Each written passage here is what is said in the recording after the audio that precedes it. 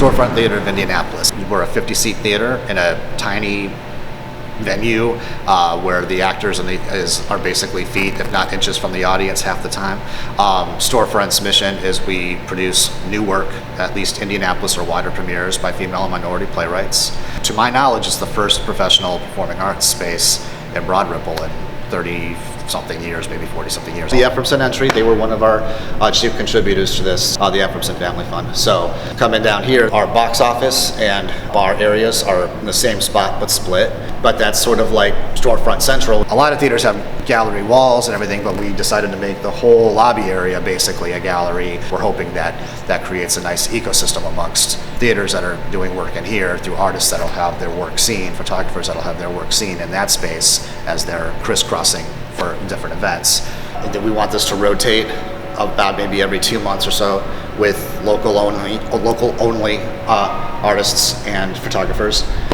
It can also be rented and used separately as an event space or as a meeting space for businesses, for corporations, especially for those things during the day if people need that area hidden behind one of the panels. This is going to be rehearsal room or classroom, just general multi-purpose.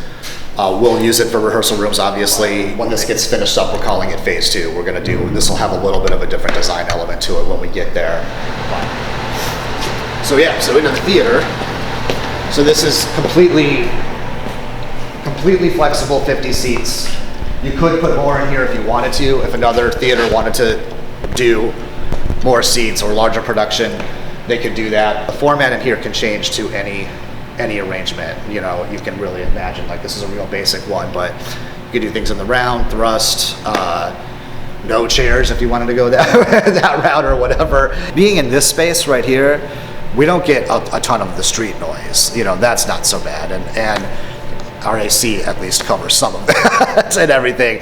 We get a little bit, you know, we're in a basement, so we get a little bit of, sometimes we'll hear a pipe run, you know, and that's, or sometimes if it's busy enough up there, we'll hear a little bit of footsteps, but that's just something, that's just what you take on when you take a space that you want to be this flexible.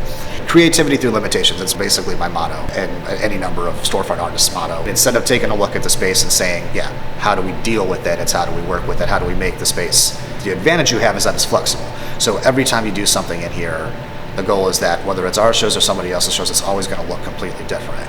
And there's more ways to do it than one thinks by looking at it right away, but it's about making those things assets and not challenges.